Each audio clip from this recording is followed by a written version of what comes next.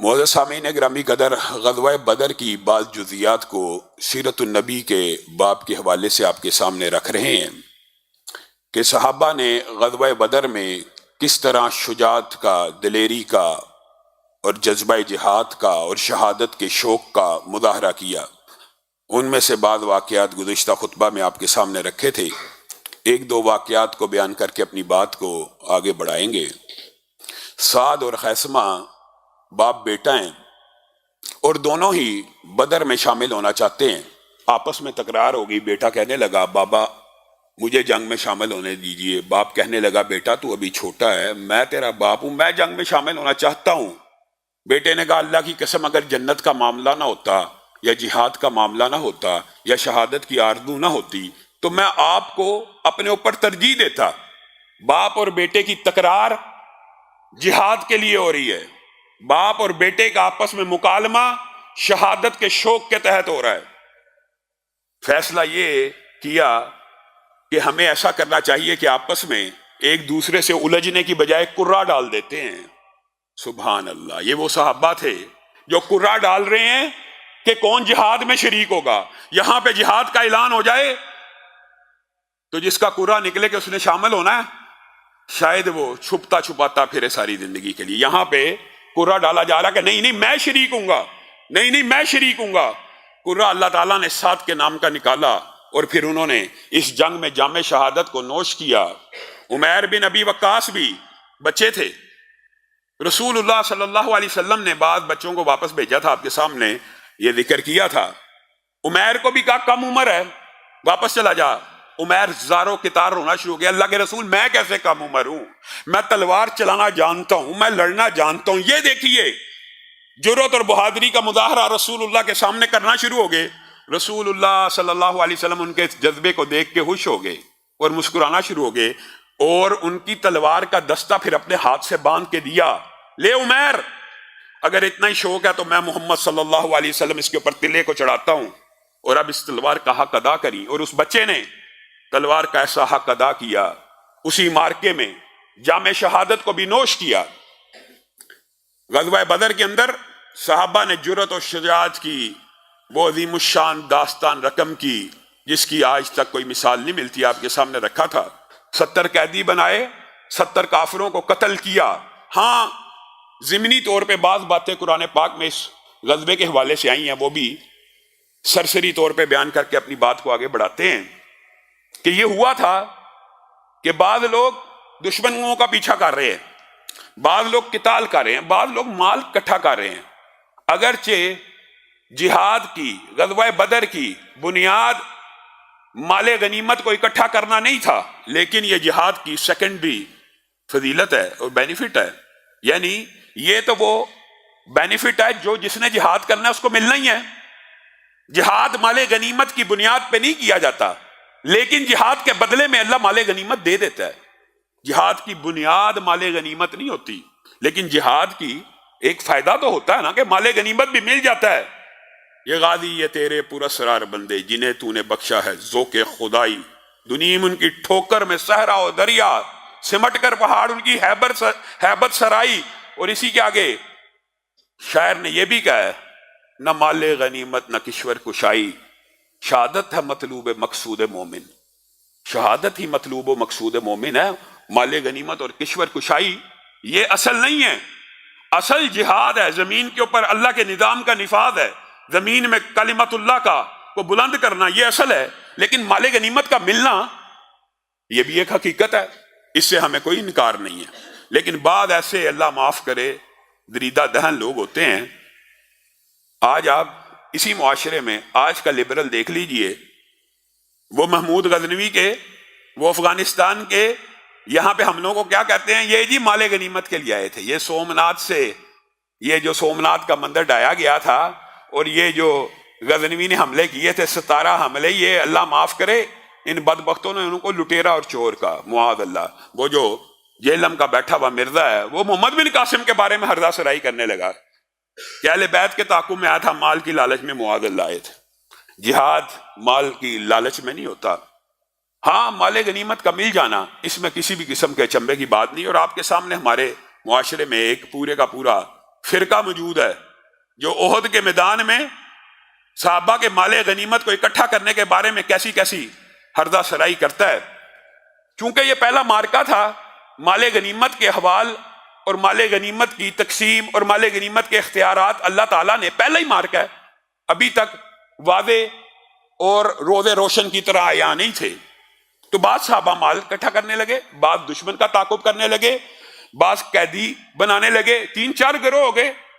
پھر جنہوں نے مال غنیمت اکٹھا کیا انہوں نے رسول اللہ کو کہا مال تو ہم نے اکٹھا کیا، مال تو ہم نے اکٹھا کیا، ہمارا اس کے اوپر حق ہونا چاہیے. تو رسول اللہ صلی اللہ علیہ وسلم نے ان کو وحی الہی سے جواب دیا. اللہ رب العزت نے بھی آسمان سے مال غنیمت کا آپ کو پتہ طویل باب نازل فرمایا. یسألونک عن الانفال قل الانفال للہ والرسول، پہلی آیت یہ اتری کہ مال غنیمت کے بارے میں آپس میں جھگڑا مت کرو، مال غنیمت سارے کا سارا اللہ اور اس کے رسول کا. یہاں سے پہلی بات یہ سمجھ آئی کہ لشکر کے اندر ایک دستہ جو مال غنیمت اکٹھا کر رہا ہے، مال غنیمت پہ حق صرف اس کا نہیں ہے، کیونکہ جنہوں نے دشمن کا تعاقب کیا، جنہوں نے دشمن سے جہاد کیا، جنہوں نے دشمن سے قتال کیا، جنہوں نے قیدی بنائے، وہ بھی سارے برابر کے حصے دار ہیں.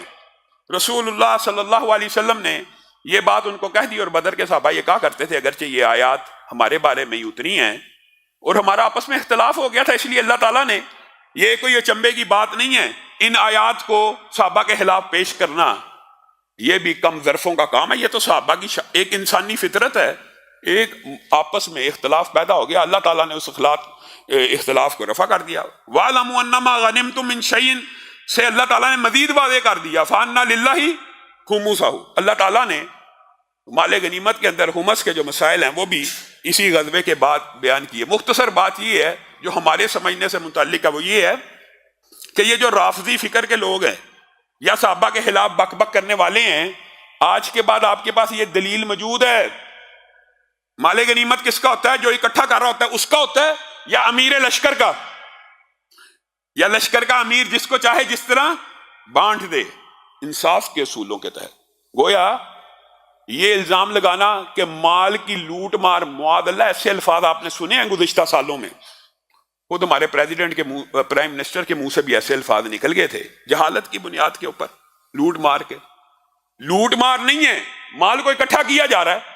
لوٹ مار تو تب ہو کہ جس نے پکڑنا اسی کا ہے. مال تو پورے لشکر کے لیے اکٹھا کیا جا رہا ہے، پوری مسلمان قوم کے لیے اکٹھا کیا جا رہا ہے، پوری امت کے لیے اکٹھا کیا جا رہا ہے. جو اکٹھا کر رہا ہے اس کو عیب کیسے دیا جائے گا؟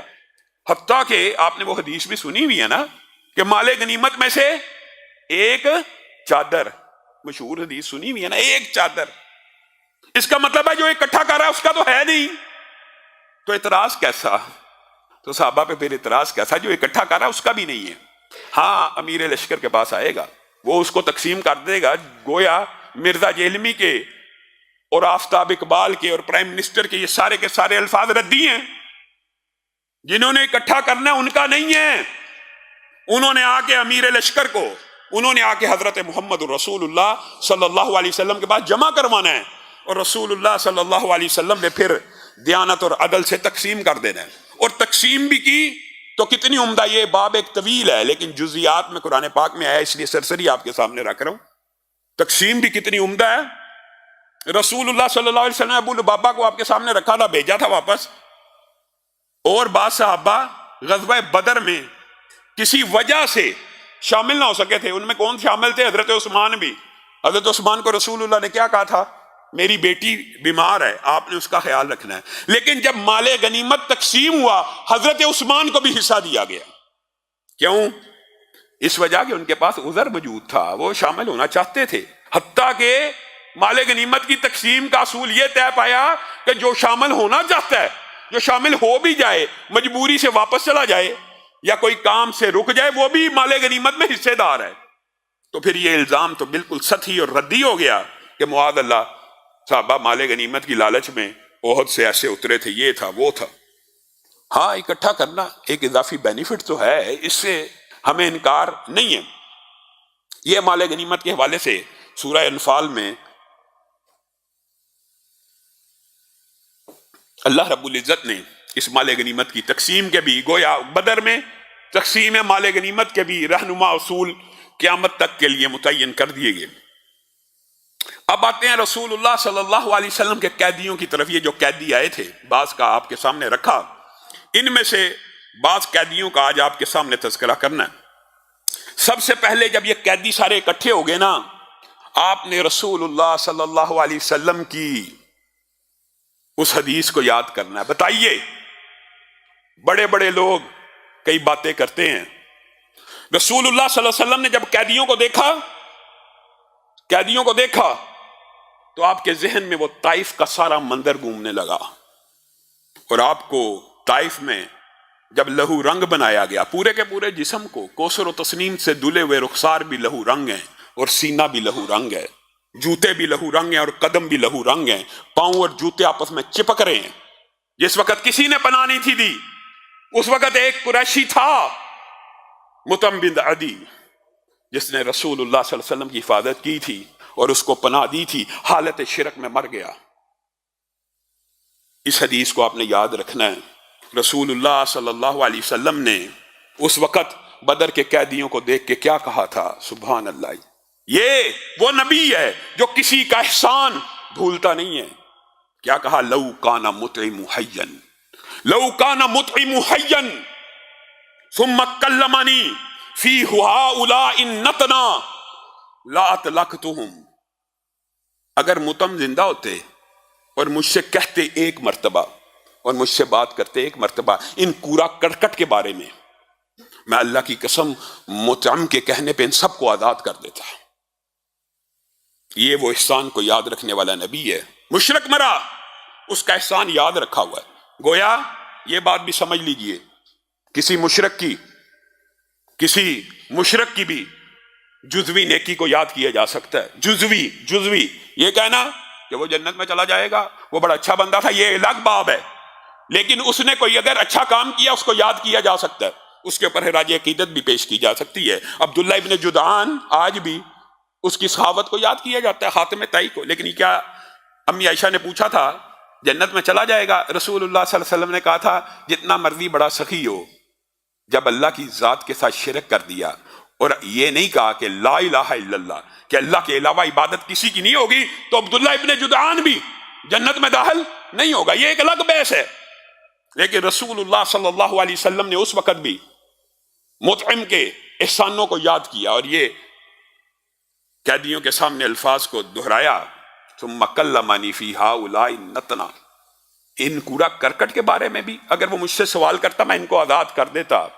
پھر احکامات جاری کیے، ایک طرف یہ، دوسری طرف جو حکم جاری کیا، اس کے اوپر آپ نے غور کرنا ہے۔ بڑے لوگ باتیں کرتے ہیں۔ عقبہ بن ابی معیط، آپ کو پتا یہ بدبخت وہی ہے، سیرت کے ابتدا میں، سیرت کے باب کو شروع کیے ہوئے الحمدللہ 1 سال سے اوپر ہو گیا ہے، آپ کے شاید ذہن میں وہ واقعات نہ ہو، ابتدا میں آپ کے سامنے رکھا تھا۔ یہ بدبخت ایسا تھا کہ اس نے رسول اللہ صلی اللہ علیہ وسلم کی گردن پہ اوجڑی ایک مرتبہ رکھی تھی، اور یہ بدبخت ایسا تھا ایک مرتبہ اس نے رسول اللہ کے گردن میں چادر ڈال کے کھینچا تھا۔ رسول اللہ نے اپنی ذات کا کبھی انتقام نہیں لیا۔ امی عائشہ نے کہا ہے یہ اللہ کی طرف سے احکامات نازل ہوئے کہ کس کو چھوڑنا، کس کو معاف کرنا ہے۔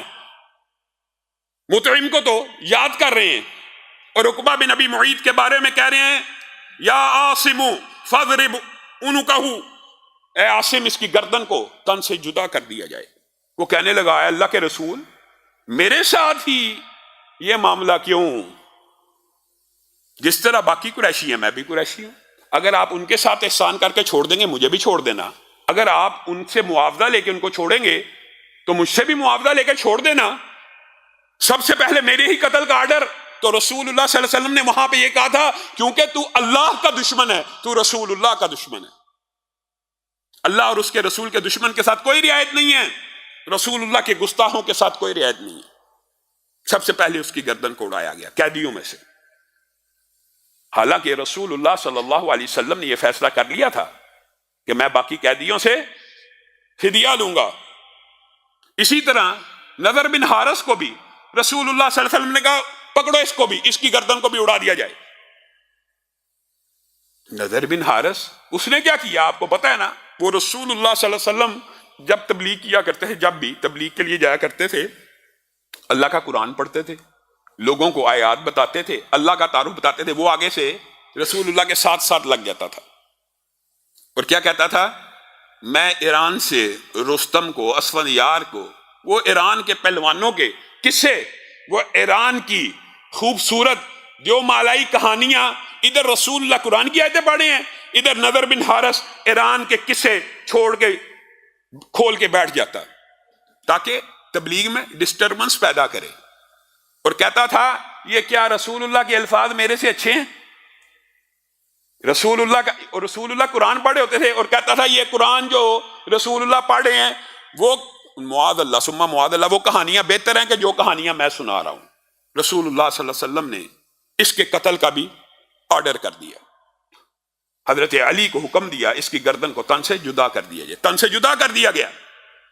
ایک اور قیدی جس کا اولاً رسول اللہ نے قتل کا آرڈر دیا تھا، عمر بن جوہمی کا، ابو عزا بھی اسے کہتے ہیں، کہ اس کی گردن کو بھی اڑا دیا جائے، یہ بڑی شعر و شاعری کرتا ہے، یہ بڑی ہجو بیان کرتا ہے مسلمانوں کی. تو اس نے رسول اللہ صلی اللہ علیہ وسلم سے ریکویسٹ کی، پیکٹ کیا، معاہدہ کیا، اے اللہ کے رسول آج کے بعد آپ کے خلاف کبھی شعر نہیں کروں گا، کبھی شعر نہیں پڑھوں گا. علی بتائے کہ نعت اس نے اسی وقت فی البدی پڑھی جو عرب میں مشہور ہے رسول اللہ صلی اللہ علیہ وسلم کے اخلاق کے بارے میں. رسول اللہ صلی اللہ علیہ وسلم نے اس کے ساتھ پیکٹ کیا، اگر تو کبھی مسلمانوں کی دشمنی نہیں کرے گا میں تجھے آزاد کرتا ہوں. لیکن یہ بدبخت ایسا تھا، رسول اللہ صلی اللہ علیہ وسلم سے پیکٹ کر کے بدر میں تو جان چھڑوا کے چلا گیا، لیکن احد میں پھر آ گیا. تو وہاں پہ پھر رسول اللہ صلی اللہ علیہ وسلم نے اس کو قتل کروایا تھا احد میں. اس کو یہاں پہ مشرکین میں سے رہائی کا پروانہ مل گیا تھا رسول اللہ سے پیکٹ کرنے کی وجہ سے.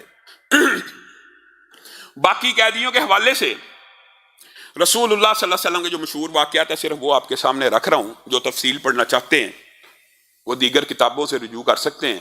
جو مشہور واقعات ہیں ان میں سے سب سے مشہور قیدی آپ کو پتہ ہے چچا عباس ہیں. ویسے بدنان بدر کے اندر نا ولا اور برا کا بھی ایک سبق ہے، انشاءاللہ کبھی موقع آیا وہ بھی آپ کے سامنے رکھیں گے. اکثر آپ کے سامنے یہ باب رکھتے رہتے ہیں. آپ کو پتہ ہے نا مصعب بن عمیر کے بھائی بھی اسی غزوہ میں قید ہو کے آئے تھے. یہ ولا اور برا ہے. کیا کہنے لگے؟ اس قیدی کو ذرا سختی سے باندھنا، ذرا کس کے باندھنا، اس کی رسیاں ذرا زور سے کسو. مصعب بن عمیر کے سگے بھائی ہیں، ان کی آنکھوں میں آنسو آ گئے. کہنے لگے مصعب اسلام نے اتنا سنگ دل کر دیا ہے کہ اپنے ماں جائے بھائی کو نہیں پہچانتا. مصعب نے کہا خاموش ہو جا، میرا بھائی تو نہیں بلکہ وہ ہے جو تجھے باندھ رہا ہے. یہ وہ عقیدہ ہے، یہ ولا ہے، یہ برا ہے کہ جب دوستی کی بنیاد توحید ہو، جب دوستی کی بنیاد کلمہ ہو، برادری، کنبہ، قبیلہ، یہ ذات برادریاں آج جو ہم نے بت بنائے ہوئے ہیں یہ آپس میں رشتہ داری کی بنیاد بظاہر تو ہو سکتے ہیں صلہ رحمی کی حد تک، لیکن اصل تعلق عقیدہ توحید کا تعلق، اصل تعلق منہج کا، عقیدے کا اصل تعلق یہ ہے. اگر تو شرک نہیں کرتا تو میرا بھائی ہے، اگر تو مشرکوں کا حامی نہیں تو میرا بھائی ہے. یہی وہ برادری اور کنبہ اور قبیلہ ہے جسے رسول اللہ صلی اللہ علیہ وسلم نے وہاں پہ بنایا تھا. اور اپنے ہی کنبے اور قبیلے کے لوگ ہی تو یہ بدر میں آپ کے سامنے رکھا، اپنے ہی کنبے اور قبیلے کے لوگ ایک دوسرے کے سامنے ہیں. مصعب نے یہ اپنے بھائی کے بارے میں الفاظ کہے تھے. یہاں پہ رسول اللہ صلی اللہ علیہ وسلم کے سگے چچا عباس بھی قیدی بن کے آئے تھے، قیدی بن کے. اور رسول اللہ صلی اللہ علیہ وسلم نے جب ان کے بارے میں گفتگو شروع کی تو انصار نے سب سے پہلے رسول اللہ کے چچا کا احترام کرتے ہوئے یہ کہا ہمارے بانجے کو، لفظ سنیے، ہمارے بانجے کو آزاد کر دیجیے، ہمیں اجازت ہے. ہم بغیر فدیے کے اپنے بانجے کو، یہ نہیں کہا رسول اللہ آپ کے چچا کو، اپنی قرابت داری کا ذکر کیا کہ کہیں رسول اللہ حساس ہیں تو یہ نہ محسوس کریں کہ میرے چچا کا احترام اور عزت کر کے ان کو آزاد کر رہے ہیں. تو کہا ہمارے بانجے کو ہم فی سبیل اللہ بغیر فدیے کے آزاد کرتے ہیں، کیونکہ یہ اصول طے پایا تھا کہ جس قوم کا، جس قبیلے کا قیدی ہوگا وہی جو فیصلہ کریں گے، جو فدیہ طے کریں گے وہی ہوگا. تو رسول اللہ صلی اللہ علیہ وسلم نے جواب دیا اس کو مت چھوڑنا، اس سے پائی پائی وصول کرنا. یہ بھی ایک خاص وجہ محدثین نے لکھی ہے. رسول اللہ کو یہ دکھ تھا کہ اسلام تو قبول کیا اور میرے سے لڑنے آ گئے. تو چچا عباس کہنے لگے اللہ کے رسول آپ کو پتہ ہے نا میں دل سے مسلمان ہوں. کہا رسول اللہ صلی اللہ علیہ وسلم نے کہا یہ بات بات کی ہے، تو ہم ظاہر کے اوپر چلنے والے ہیں، مسلمان تھا نہیں ہے۔ اور قرآن پاک میں اللہ تعالیٰ نے بھی چچا عباس کے بارے میں پھر یہ آیت نازل کی کہ جو تیرے پاس یہ جو قیدی ہے جو کہتا ہے، اللہ تعالیٰ اس کے بارے میں خوب جانتا ہے، اور اگر جو یہ دے گا اللہ تعالیٰ اس کو اس سے بہتر بدلہ دے گا۔ یہ اللہ نے قرآن پاک میں چچا عباس کے بارے میں آیت نازل کی۔ تو رسول اللہ صلی اللہ علیہ وسلم اپنے چچا سے یہ مخاطب ہو کے یہ کہہ رہے ہیں، وہ چچا کہہ رہے ہیں آپ کو پتا میں مسلمان تھا۔ رسول اللہ صلی اللہ علیہ وسلم کا یہ معاملہ تیرا اور اللہ کا ہے، ہم ظاہر کو دیکھیں گے تو میرے خلاف آیا ہے، اس لیے آپ بھی قیدی ہیں اور آپ سے بھی فدیہ لیا جائے گا۔ اور ساتھ ہی ایک آرڈیننس اور بھی جاری کر دیا کہ آپ 3 لوگوں کا ساتھ فدیہ اور ادا کریں گے، عقیل کا بھی، نوفل کا بھی، یعنی آپ کے جو بھتیجے ہیں جو آپ کے ساتھ آئے ہیں تینوں کا فدیہ بھی آپ ہی نے دینا ہے۔ چچا عباس کہنے لگے میرے پاس تو کوئی مال نہیں ہے، آپ مجھ سے فدیہ، کیونکہ یہاں پہ اب رسول اللہ صلی اللہ علیہ وسلم فدیہ کی بات کر رہے ہیں۔ اصول یہ طے پایا تھا کہ جو جس کا رشتہ دار قرابت دار طے کرے گا تو رسول اللہ صلی اللہ علیہ وسلم کا یہ موجدہ بھی ہے، اور یہ رسول اللہ صلی اللہ علیہ وسلم کو خبر کہاں سے آتی ہے؟ آسمان سے، وہی ہے۔ تو رسول اللہ صلی اللہ علیہ وسلم مسکرانے لگے جب چچا عباس نے کہا میرے پاس کوئی مال نہیں ہے، میں اپنا میرے 3 بھتیجوں کا میں نے نہیں دینا۔ تو رسول اللہ صلی اللہ علیہ وسلم نے کہا فَأَيْنَ الْمَالُ الَّذِي دَفَنْتَهُ أَنْتَ وَأُمُّ الْفَضْلِ، وہ مال کہاں ہے جو مکہ سے نکلتے ہوئے زمین میں دفن کر کے آیا ہے اور ام فضل کو یہ کہہ کے آیا تو اور ام فضل کہ اگر میں مر گیا تو یہ بچوں کے کام آئے گا۔ تو چچا عباس کہنے لگے اللہ کی قسم آپ اللہ کے رسول ہیں، کیونکہ اللہ کے علاوہ یہ بات کوئی نہیں جانتا، آپ کو یہ اطلاع تو مل گئی ہے، اب 20 اوقیہ جو ہے مال لے لیجئے۔ اور چچا عباس بعد میں خود بیان کرتے ہیں کہ اللہ تعالیٰ نے یہ آیت جب میرے حق میں نازل کی اگر دے بھی دے گا تو اس سے بہتر تجھے ملے گا۔ اللہ نے اس 20 اوقیہ کے بدلے میں اسلام قبول کر لینے کے بعد اسلام کی وجہ سے مجھے 20 غلام دیے جو میرے لیے تجارت کیا کرتے تھے۔ یہ چچا عباس کا معاملہ تھا۔ رسول اللہ صلی اللہ علیہ وسلم نے گویا ان سے بھی فدیہ لیا تھا۔ ہاں لیکن ایک قیدی ایسا آیا اور ایک بات ایسی آئی بدر کے میدان کے اندر جب رسول اللہ صلی اللہ علیہ وسلم کے پدرانہ شفقت لبریز ہوگی، اور جب رسول اللہ کو خاندانی محبت اور اپنی بیوی کی محبت خوب یاد آئی۔ ابو العاص بھی اسی جنگ میں قیدی بن کے آئے تھے، زینب کے خاوند اور رسول اللہ صلی اللہ علیہ وسلم کے داماد۔ ابو العاص سے بھی فدیہ مانگا گیا، انہوں نے منگوا لیا۔ جب فدیہ پیش کیا گیا رسول اللہ صلی اللہ علیہ وسلم اس ہار کو دیکھنے لگے، اور اس ہار کو دیکھتے دیکھتے آپ کی آنکھوں سے آنسو آ گئے اور کہنے لگے اوہو یہ تو وہ ہار ہے جو میں نے خدیجہ کو دیا تھا، اور خدیجہ نے شادی میں اپنی بیٹی کو دے دیا زینب کو۔ ان رأیتم، یہ دیکھیں یہ وہ عظیم انسان ہے۔ ابھی چچا کے بارے میں فیصلہ یہ جاری کیا ہے، فدیہ بھی لیا ہے، اور یہاں پہ صحابہ کے سامنے عرض کر رہے ہیں ان رأیتم، اگر تم سمجھتے ہو ان تطلقوا اسیرہا، اگر تم سمجھتے ہو تو میں یہ ہار اپنی بیٹی کا واپس بھیج دوں اور اس کے قیدی کو آزاد کر دوں ویسے ہی۔ بتائیے امیر لشکر ہیں، نبی ہیں، خاتم النبیین ہیں، پیغمبر ہیں، رسول ہیں، پوری کائنات کے امام ہیں، لیکن قیدی چھوڑنے کے بارے میں کس سے پوچھ رہے ہیں؟ صحابہ سے، کہ کسی کو کوئی اعتراض تو نہیں ہے؟ یہ ہار دیکھ کے مجھے خدیجہ بھی یاد آ گئی ہیں، مجھے میری بیٹی بھی یاد آ گئی ہیں، اور میرا یہ جو داماد ہے نا یہ وعدے کا بڑا پکا ہے، اس کو میں کہتا ہوں یہ میری بیٹی کو واپس بھیج دے گا۔ میں اگر تم کہتے ہو تو بغیر فدیے کے اس کو آزاد کر دوں۔ صحابہ کی آنکھوں سے آنسو جلملانے لگے، کہا اللہ کے رسول ہم سے پوچھتے ہیں، ہمارے سربراہ ہو کے، ہمارے صدر ہو کے، ہمارے سرتاج ہو کے ہم سے پوچھتے ہیں، آپ کو اجازت ہے؟ تو رسول اللہ صلی اللہ علیہ وسلم نے ابو العاص کو چھوڑ دیا۔ اسی طرح جو ایک مشہور اور قیدی ہیں ان کا ذکر کر کے اپنی بات کو ختم کروں گا۔ سہیل بن عمر، آپ کو پتا ہے بڑے عظیم صحابی ہیں، اور صلح حدیبیہ کے موقع کے اوپر یہی تھے جو کفار مکہ کی طرف سے آئے تھے آپ کے ساتھ۔ انشاءاللہ جب اس باب میں پہنچیں گے ان کا وہ کردار بھی سامنے رکھیں گے۔ یہ جب قیدی ہو کے آئے تو حضرت سودا نے ان کو قید دیکھا۔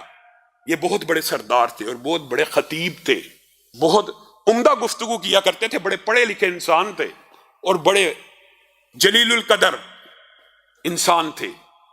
حضرت سودا نے کہا اے ابو یزید، اے سہیل، تم مر کیوں نہیں گیا؟ گرفتار ہو کے پڑا ہے، رسیوں میں بندھا ہوا ہے. تو رسول اللہ صلی اللہ علیہ وسلم نے کہا میرے قیدی کو مرنے کے اوپر ابھارتی ہے. کہا نہیں اللہ کے رسول، اللہ کی قسم یہ بات نہیں ہے. اتنے عظیم اور اتنے بڑے آدمی کو رسیوں میں بندھا دیکھ کر بے اختیار منہ سے نکل گیا کہ اس سے بہتر تھا مر جاتا. تو رسول اللہ صلی اللہ علیہ وسلم مسکرانا شروع ہو گئے. اتنے میں حضرت عمر آئے اور کہنے لگے کہ ابن حفص، آپ کو پتہ ان کا فدیہ دینے کے لیے ابن حفص آیا اور اس نے آ کے رسول اللہ صلی اللہ علیہ وسلم سے کہا کہ میں دوں گا جتنا آپ کہیں گے، سہیل بن عمر کا فدیہ میں دوں گا. کہا کتنا دے گا؟ کہا مجھے قید کر لیجئے، اس کو چھوڑ دیجئے، اپنا مال لے کے آتا ہے جو آپ کی طے ہو جائے گا، چھوڑ دینا. تو اس وقت حضرت عمر کو یہ خطرہ محسوس ہوا کہ سہیل بن عمر چلا جائے گا اور بڑا ماہر اللسان ہے، بہت بڑا خطیب ہے، بڑی عمدہ گفتگو کرتا ہے، تو قریش مکہ کو ہمارے خلاف بھڑکائے گا اور ساری جنگ کے قصے سنائے گا.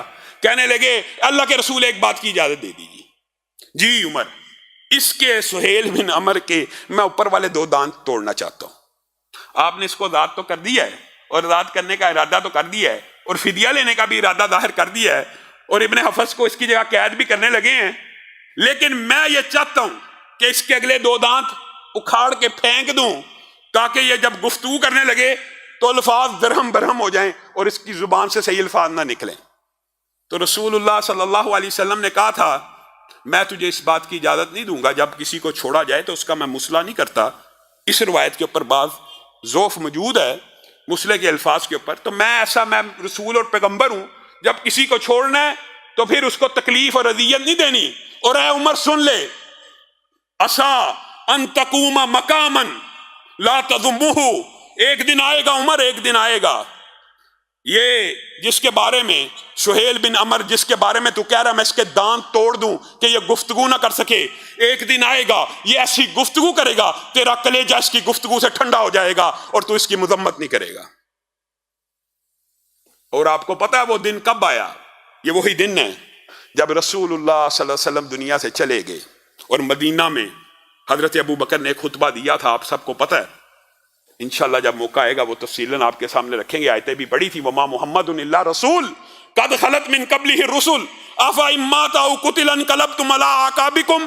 یہ خطبہ آپ کے ذہن میں ہوگا کہ محمد اللہ کے رسول ہیں، جیسے دیگر پیغمبر آئے اگر دنیا سے چلے جائیں گے تو اپنے الٹے پاؤں پھر جاؤ گے. یہ حضرت ابو بکر نے مدینہ میں خطبہ دیا.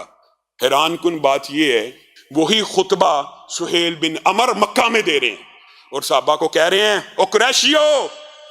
او قریشیو، سب سے آخر میں اسلام قبول کرنے والو، اب مرتد ہونے میں جلدی مت